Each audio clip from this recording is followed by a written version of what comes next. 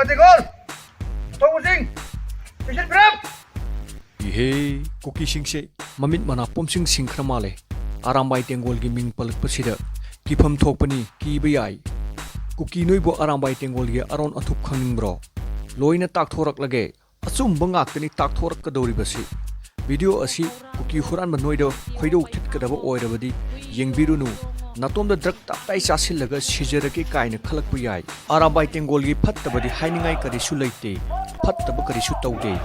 haigidoriba asi Arambai na khwaidagi yadaba truck popi maramdani Arambai tengoldi popi bu uraba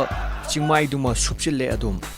cookie na atoba planet amada huidro mukhai duna makalamna cookie administration phangkhrabasu Arambai tengoldi cookie na leiba mafam khuding laklaga popi di adum yalani achumba afaba ngakta tawruba asinani miyamne khudom bithilaga cookie na kiba Arambai tengolni launaribasi masibu cookie popi maru umba singdura tawram gadrane hoi wari ama lirabadi machu kharabudi thaksin ma masana tabani adubu Arambai tengolgi wari sidadi machu thaksin ba yaba area amati pibidre korong amba khumanna yek salai taret ki machu da adum lakare full color da maramdi haujik makhoina thengnariba lan asi video editing natte aina haujik social media ri huran download torga semliba asingumba video natti haijabani Arambai tengoldi ngasi cookie refugee singa Athouba Meetei ga hatok na liba asi India gi political violence ni suda leiba machi phobu lengba yadaba nongmai kapa sunga yadaba cookie na Meetei de phongna nongmai kapsin ba ya haliba asigi maram haujikti loina khangnaraba natro India gi haujiki politics asi Meetei la lobu sing asisu ngamliba makai peace talk ta loina thamnaba lalong chilakpa mali adu oidadi Meetei la lobu sing India dagi ning tamba tanba thinta halani cookie senaringai cookie su phongna leibani Meetei la lobu chu phongna leiba ama mathau tarakadoini phongna kapthatnaba yanaba sahi kaya peace talk laikhidoino haiba miyamna khangmanate cookie leiriba makai peace talk laikhibasu yai nungaiba punsi marel karino kawkhraba makhoibu bichamgum aikhoigum nungaiba punsi amada hingminna halani aikhoiga matam kuino urudraba sanalaiba ki fajarba mafam kaya phongna ningtamna koiba chatpa ya halani kaithel kaaba yarani laiminarbanina ima ipa echil inaw toinu unaba phanglani iche echel iyamba inaw singi luhongba yawba phanglani hojikti nungaine hingba pamdaba miyoiba amata leitabani malem sida nungaiba punsi marelda amuktang laikhraba miyoi amata chingnung manungda amuk hanba haiba sidi ai oirasu nang oirasu ma oirasu hekta kaisu yarakloi aikhogi pistok loire kang marak narak mongsongda amuk tumdurasi hairakpa matamda athoubi lising kayagi mittagi tarakadaba pirang singdo iyumdagi hena nungaiba mafam kaida leibage thawaidagi hena nungsiba makhoibu magi nupi angang singbu thadoklaga lamna amuk chatlage kaisu yarakadaba mande puraga chatpa yabasu natte nungsiraba maruk mapang sing mache machal mabung mapa thadoklaga chatninglaroi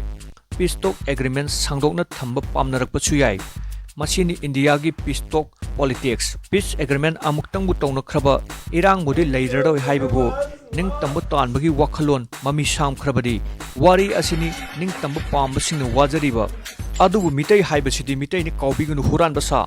Meetei di cookie gu manatte kaubigunu India kaino me hek nuwairaktabada peace talk nawa logre ngasidage hairaklabadi tare tara thona khanajabani jagoi goja kaina mu kaubiraklanu pelabani social media gi satra sing sisu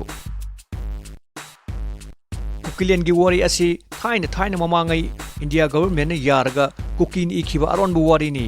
cookie refugee aikoi India gi minai oijage aikoi gi missing yang pat hanbada pusilakpada athingba thambiganu India ga yengnaba thangnaba laibak singi ngamkhoi ngakpada India gi mateng pangjage India da refugee aikoi gi lam pibiyu Manipur dagi lam munbagi thabakti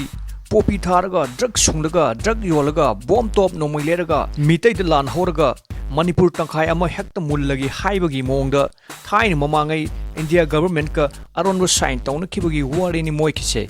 pauchida thengnabado haijabani ko pauchido pothoro kaina mukkihan birakanu cookie gi film gi wari asi hero dagi horaga hero ni fowa cookie na ngakto oiraga billion asina Meetei uhangi thoranglam adubu Arambai tengol koba tamthiba Meetei nongsa khara asongba napi marakta saji lumli haibase moida hana khangludre ꯍꯧꯖꯤꯛꯇꯤ ꯅꯥꯄꯤ ꯃꯔꯛꯇꯒꯤ ꯃꯤꯇꯩ ꯅꯣꯛꯁꯥꯁꯤꯡ ꯊꯣꯛꯂꯛꯄꯗꯒꯤ ꯀꯨꯀꯤ hero ꯍꯦꯔꯣꯅꯤꯁꯤꯡ ꯈꯥꯂꯥꯏ ꯈꯪꯗꯅ ꯍꯤꯡꯅꯕ ꯆꯦꯟꯅꯔꯦ ꯀꯨꯀꯤꯂꯦꯟ ꯃꯨꯚꯤꯒꯤ direction ꯄꯤꯐꯝ ꯈꯪꯗ꯭ꯔꯦ ꯀꯨ ꯐꯨꯝꯕꯗꯇ ꯀꯨꯀꯤꯂꯦꯟ ꯀꯨꯅ ꯄꯨꯝꯊꯟ ꯊꯟꯈ꯭ꯔꯦ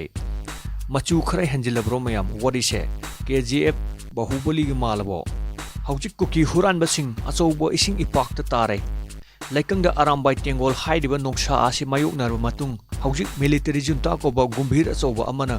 ꯏꯁꯤꯡꯗ ꯍꯤꯡꯅꯕ ꯏꯔꯣꯏꯔꯤꯕ ꯀꯨꯀꯤ ꯔꯤꯐ꯭ꯌꯨꯖꯤꯁꯤꯡ ꯖꯣꯕ ꯆꯥꯊꯣꯛꯄ ꯍꯧꯈ꯭ꯔꯦ ꯃꯥꯡꯁꯨ ꯂꯥꯡ ꯇꯨꯡꯁꯨ ꯇꯦꯟ ꯀꯔꯤ ꯅꯨꯡꯒꯤ ꯀꯨꯀꯤ ꯑꯦꯗꯃꯤꯅꯤꯁꯇ꯭ꯔꯦꯁꯟ ꯇꯥꯟꯖꯔꯨꯕꯅꯣ ꯑꯔꯥꯝꯕꯥꯏ ꯇꯦꯡꯒꯣꯜꯒꯤ ꯋꯥꯔꯤꯗ ꯑꯃꯨꯛ ꯑꯔꯥꯝꯕꯥꯏꯗ ꯆꯩꯅꯤꯡꯕ ꯆꯩꯖꯧ ꯑꯔꯥꯝꯕꯥꯏꯗꯤ ꯆꯤꯡꯗꯒꯤ ꯎ ꯍꯨꯔꯥꯟꯗꯦ ꯁꯤꯡ ꯍꯨꯔꯥꯟꯗꯦ ꯂꯩꯕꯥꯛ ꯍꯨꯔꯥꯟꯗꯦ ꯁꯦꯜ ꯍꯨꯔꯥꯟꯗꯦ ꯒꯨꯟꯗꯥ ꯁꯥꯗꯦ ꯍꯣꯏ ꯂꯥꯟ ꯍꯧꯔꯛꯄꯗꯒꯤ ꯍꯧꯖꯤꯛ ꯐꯥꯎꯕ ꯊꯋꯥꯏ ꯀꯠꯄꯗꯤ ꯂꯦꯞꯆꯗ꯭ꯔꯤ ꯑꯔꯥꯝꯕꯥꯏ ꯇꯦꯡꯒꯣꯜꯕꯨ ꯅꯨꯡꯁꯤꯗꯕꯁꯤꯡꯕꯨꯁꯨ ꯑꯔꯥꯝꯕꯥꯏ ꯇꯦꯡꯒꯣꯜꯅ ꯉꯥꯛ ꯁꯦꯟꯕ ꯌꯥꯎꯖꯔꯤ ꯂꯩꯕꯥꯛ ꯉꯥꯛꯄ ꯌꯥꯎꯖꯔꯤ